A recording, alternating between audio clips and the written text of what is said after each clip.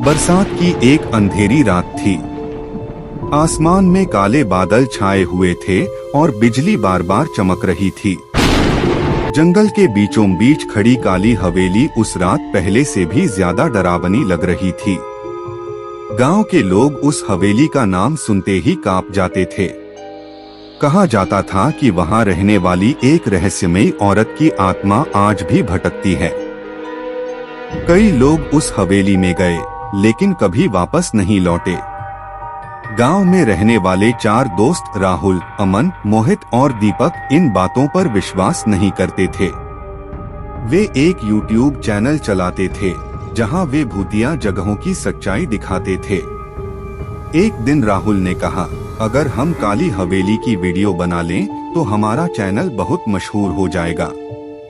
बाकी तीनों दोस्त भी तैयार हो गए। रात के लगभग 9 बजे चारों अपने कैमरे, टॉर्च और बैग लेकर जंगल की ओर निकल पड़े। जंगल में पहुंचते ही उन्हें अजीब सन्नाटा महसूस हुआ। हवा चल रही थी, लेकिन पेड़ों की पत्तियां जैसे बिल्कुल शांत थीं। अचानक दूर से किसी औरत के रोने की आवाज सुनाई दी। क्या तुम लोगों ने भी सुना? दीपक ने घबराकर पूछा। शायद कोई जानवर होगा, मोहित बोला, लेकिन उसकी आवाज भी कांप रही थी। कुछ देर बाद वे हवेली के सामने खड़े थे। बिजली चमकी। एक पल के लिए हवेली साफ दिखाई दी। उसकी टूटी खिड़कियां, काली दीवारें और जंग लगा दरवाजा देखकर सबके रोंगटे खड़े हो गए। जैसे ही राहुल ने दरवाजे को हाथ लगाया, वह अपने आप खुल गया। चारों दोस्त धीरे धीरे अंदर दाखिल हुए। अंदर घुप अंधेरा था। टॉर्च की रोशनी में उन्हें धूल से भरा एक विशाल हॉल दिखाई दिया। दीवारों पर पुराने चित्र टंगे हुए थे। सबसे अजीब बात यह थी कि हर चित्र में एक ही औरत दिखाई दे रही थी। उसकी आंखें पूरी तरह काली थीं। मोहित ने मजाक में कहा, लगता है इस हवेली में किसी को सेल्फी का बहुत शौक था। उसकी बात पूरी भी नहीं हुई थी कि ऊपर की मंजिल से किसी के दौड़ने की आवाज आई। धड़ धड़ धड़। चारों एकदम चुप हो गए।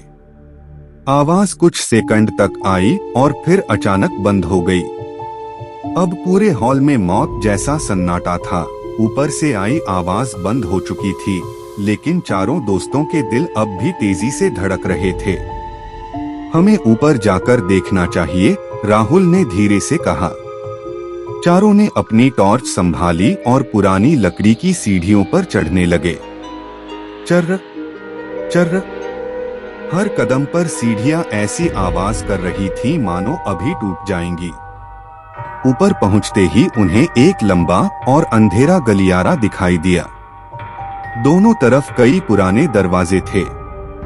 अचानक अमन की टॉर्च झपकने लगी। यार, बैटरी तो नई थी, उसने कहा। तभी गलियारे के आखिरी सिरे पर किसी सफेद साए जैसी आकृति दिखाई दी। वह कुछ सेकंड तक वहीं खड़ी रही, फिर अचानक गायब हो गई। तुम लोगों ने देखा? दीपक ने घबराते हुए पूछा। सबने हाँ में सिर हिलाया। अब उन्हें समझ आने लगा था कि यह जगह साधारण नहीं है। वे धीरे धीरे आगे बढ़ने लगे। पहला कमरा खाली था। दूसरे कमरे में टूटा हुआ फर्नीचर पड़ा था। तीसरे कमरे में उन्हें एक पुराना झूला दिखाई दिया। जैसे ही वे कमरे में दाखिल हुए, झूला अपने आप हिलने लगा। कमरे में कोई हवा भी नहीं थी। मोहित ने कैमरा उस झूले की तरफ घुमाया। तभी कैमरे की स्क्रीन पर कुछ दिखाई दिया। झूले पर एक छोटी लड़की बैठी थी, लेकिन जब उसने सामने देखा, वहां कोई नहीं था। कैमरे में लड़की दिख रही है, मोहित चिल्लाया। सबने स्क्रीन देखी। सचमुच वहां एक लड़की बैठी थी। उसके लंबे बाल चेहरे पर लटक रहे थे। अचानक उसने सिर उठाया। उसकी आंखें पूरी तरह काली थीं। उसी क्षण कैमरा बंद हो गया। कमरे का दरवाजा धड़ाम से बंद हो गया। चारों दोस्त अंदर फंस गए। दीवारों से धीमी धीमी फुसफुसाहट आने लगी। ऐसा लग रहा था जैसे दर्जनों लोग एक साथ कुछ बोल रहे हों। राहुल ने दरवाजा खोलने की कोशिश की, लेकिन वह नहीं खुला। फिर अचानक कमरे के कोने से एक बच्ची की हंसी सुनाई दी। हंसी धीरे धीरे और तेज होती गई। दीपक ने टॉर्च उस दिशा में घुमाई। कोने में वही लड़की खड़ी थी। इस बार वह सच में वहां मौजूद थी। उसका चेहरा अस्वाभाविक रूप से पीला था और उसकी काली आंखें सीधे उन्हें देख रही थीं। अगले ही पल कमरे की सारी टॉर्चें बंद हो गईं। पूरा कमरा अंधेरे में डूब गया और फिर किसी ने दीपक के कान के पास फुसफुसाया, तुम यहाँ क्यों आए हो? दीपक जोर से चीख पड़ा। उसी समय दरवाजा अपने आप खुल गया। चारों बिना पीछे देखे कमरे से बाहर भागे, लेकिन गलियारे में पहुंचते ही वे रुक गए, क्योंकि अब गलियारा पहले जैसा नहीं था। सभी दरवाजे गायब हो चुके थे और गलियारे के आखिर में एक बड़ा लाल दरवाजा दिखाई दे रहा था।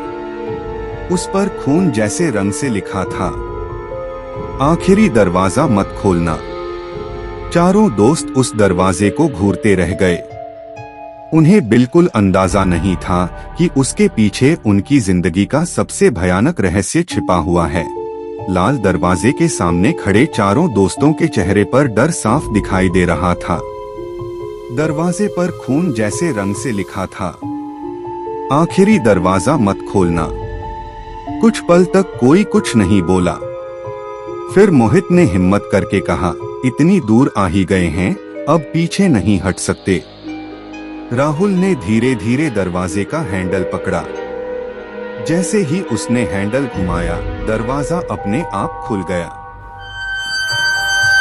अंदर घना अंधेरा था। चारों टॉर्च जलाकर कमरे में दाखिल हुए। यह हवेली का सबसे बड़ा कमरा था। कमरे की दीवारों पर अजीब निशान बने हुए थे और बीच में एक विशाल पुराना आईना रखा था। आईना धूल से ढका हुआ था, लेकिन उसमें चारों की परछाइयां साफ दिखाई दे रही थीं। अचानक दीपक रुक गया।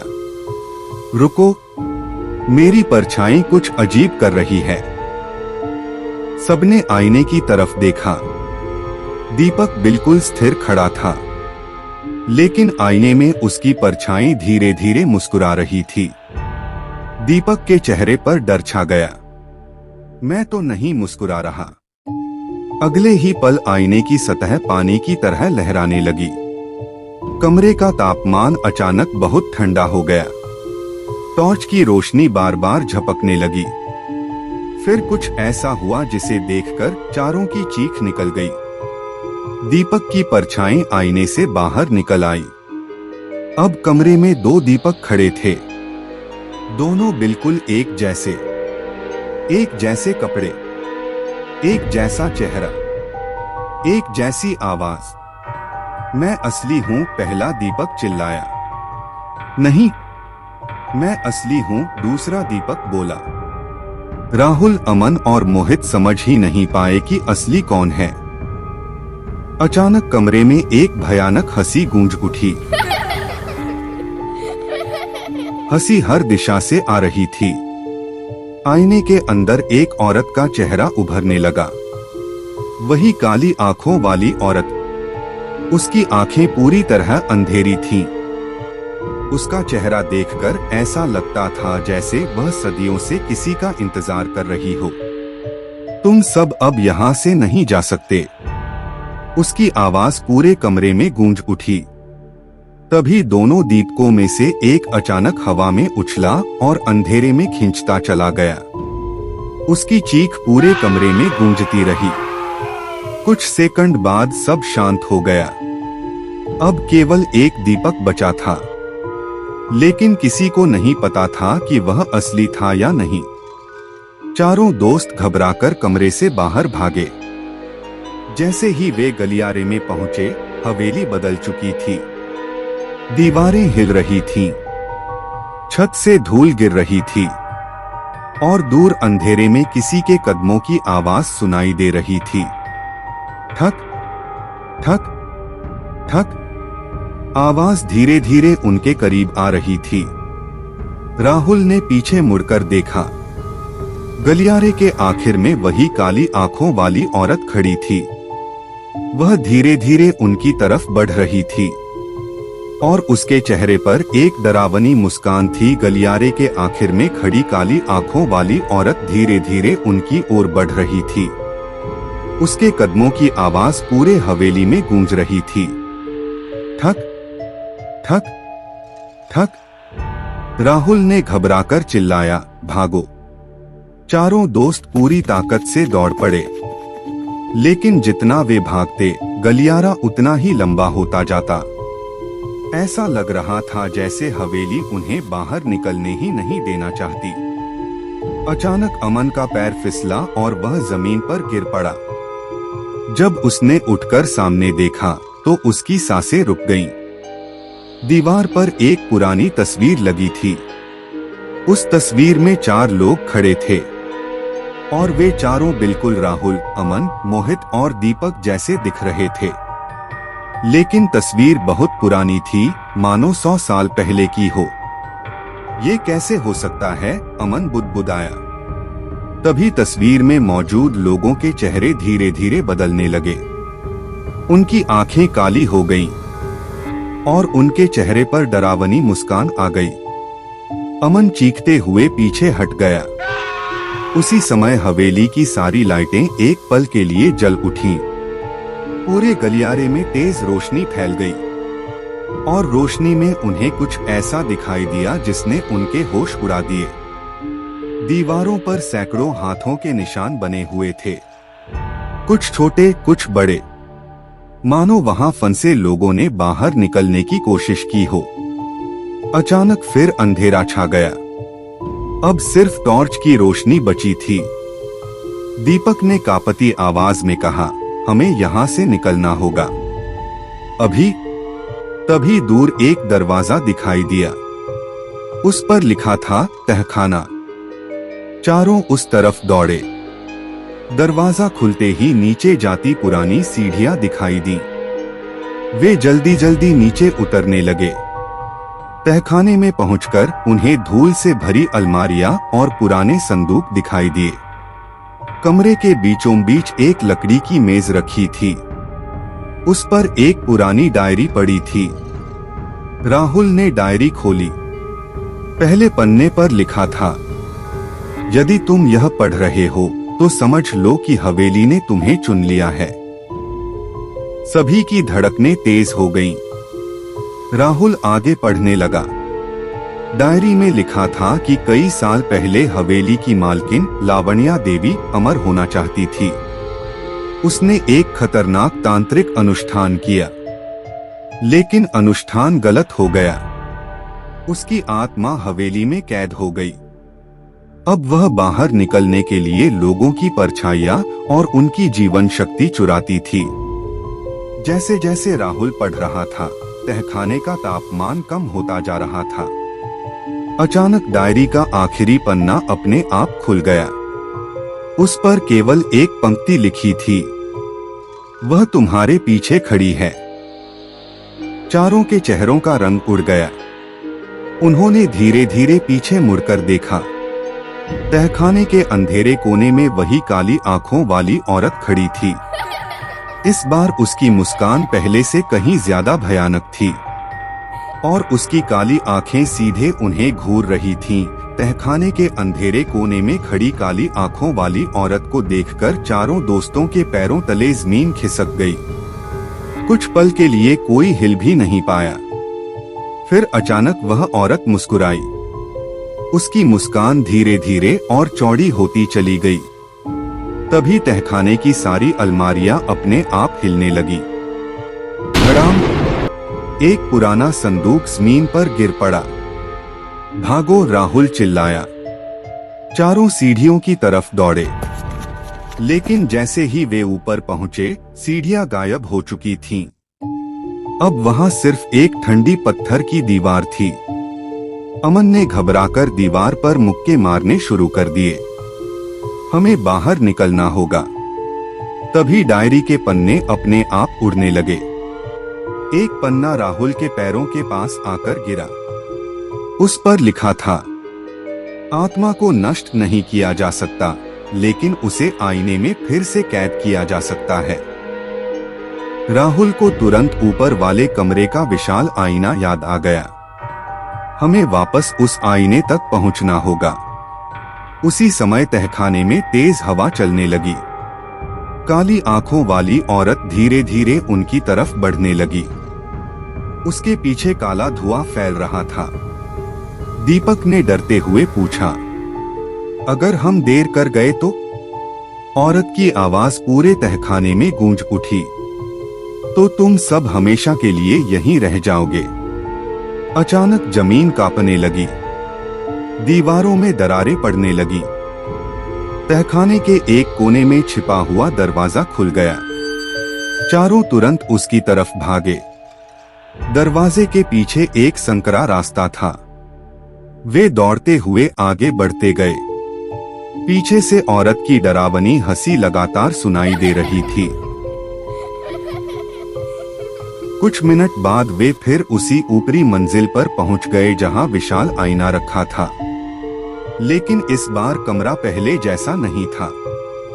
आईने की सतह काले धुएं से ढकी हुई थी और उसके सामने सैकड़ों परछाइयां खड़ी थीं, मानो उन सभी लोगों की आत्माएं हों जो वर्षों से हवेली में फंसी हुई थीं। अचानक सभी परछाइयों ने एक साथ उनकी तरफ देखा।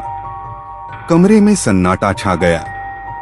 फिर काली आंखों वाली औरत कमरे में प्रकट हुई। उसकी आवाज गूंजी, तुम्हारा अंत आ चुका है।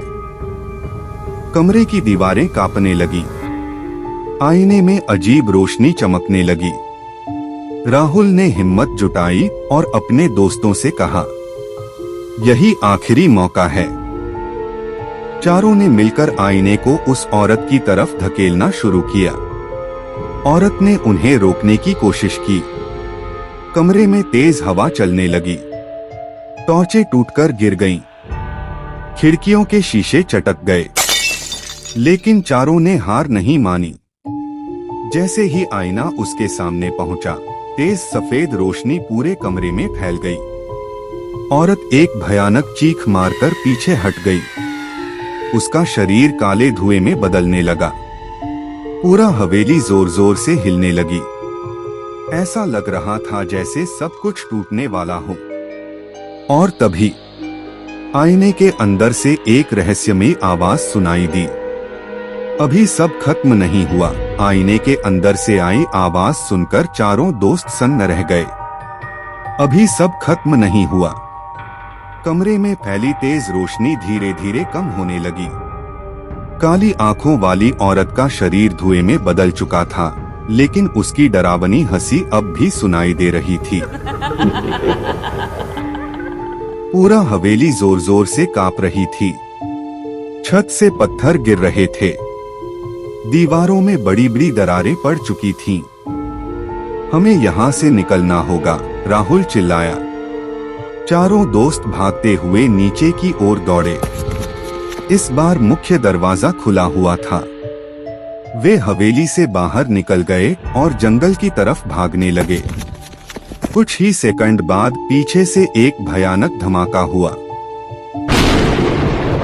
उन्होंने पीछे मुड़कर देखा। काली हवेली धीरे धीरे जमीन में धंस रही थी। कुछ मिनटों बाद वहां सिर्फ टूटे हुए खंडहर बचे थे। चारों दोस्तों ने राहत की सांस ली। उन्हें लगा कि सब खत्म हो चुका है। लेकिन असली डर तो अभी शुरू हुआ था। अगली सुबह वे अपने घर लौट आए। राहुल ने कैमरे की रिकॉर्डिंग देखने का फैसला किया। वह जानना चाहता था कि रात को कैमरे में क्या क्या कैद हुआ था। चारों दोस्त कंप्यूटर के सामने बैठ गए। वीडियो शुरू हुआ। शुरुआत में सब सामान्य था। जंगल, हवेली, गलियारा, तहखाना, सब कुछ रिकॉर्ड हुआ था, लेकिन फिर एक अजीब चीज दिखाई दी। हर वीडियो क्लिप के पीछे एक धुंधली आकृति दिखाई दे रही थी। वही काली आंखों वाली औरत, कभी खिड़की के पास, कभी दरवाजे के पीछे, कभी अंधेरे कोने में, लेकिन रात को उनमें से किसी ने उसे वहां नहीं देखा था। कमरे का माहौल फिर से डरावना हो गया। तभी वीडियो का आखिरी हिस्सा शुरू हुआ। यह वह समय था जब वे हवेली से भाग रहे थे। अचानक स्क्रीन रुक गई। फिर कैमरे में एक चेहरा दिखाई दिया। वह दीपक का चेहरा था, लेकिन उसकी आंखें पूरी तरह काली थीं। चारों दोस्त डर गए। ये क्या है? अमन ने कांपती आवाज में पूछा। वीडियो आगे चला और तभी सच्चाई सामने आई। जिस दीपक को वे अपने साथ वापस लाए थे, वह असली दीपक नहीं था। असल दीपक तो उसी रात आईने में फंस गया था। उनके साथ जो लौटा था वह उसकी परछाई थी। कमरे में सन्नाटा छा गया। धीरे धीरे सबकी नजर दीपक की तरफ गई। दीपक कुर्सी पर चुप बैठा था। उसका सिर नीचे झुका हुआ था। फिर वह धीरे धीरे मुस्कुराने लगा। एक ऐसी मुस्कान जो इंसानी नहीं लग रही थी। उसने सिर उठाया। उसकी दोनों आंखें पूरी तरह काली हो चुकी थीं। राहुल, अमन और मोहित के चेहरे का रंग उड़ गया। दीपक की आवाज बदल चुकी थी। वह बोला, तुमने सोचा था कि तुम बच गए। कमरे की सारी लाइटें बंद हो गईं। अंधेरा छा गया और उसी अंधेरे में एक साथ कई आवाजें गूंजने लगी। कुछ सेकंड बाद लाइट वापस आई। कुर्सी खाली थी। दीपक गायब हो चुका था। खिड़की खुली हुई थी। बाहर सिर्फ ठंडी हवा चल रही थी। उस घटना के बाद किसी ने दीपक को कभी नहीं देखा। कुछ महीनों बाद राहुल ने अपना YouTube वीडियो अपलोड कर दिया। लाखों लोगों ने उसे देखा, लेकिन कई दर्शकों ने कमेंट किया कि वीडियो के अलग अलग हिस्सों में उन्हें एक काली आंखों वाली औरत दिखाई देती है। राहुल ने वीडियो दोबारा देखा और इस बार आखिरी फ्रेम में उसे कुछ ऐसा दिखाई दिया जिसने उसके होश उड़ा दिए। स्क्रीन के पीछे, ठीक उसके कंधे के पास, वही काली आंखों वाली औरत खड़ी मुस्कुरा रही थी और वीडियो अपने आप बंद हो गया।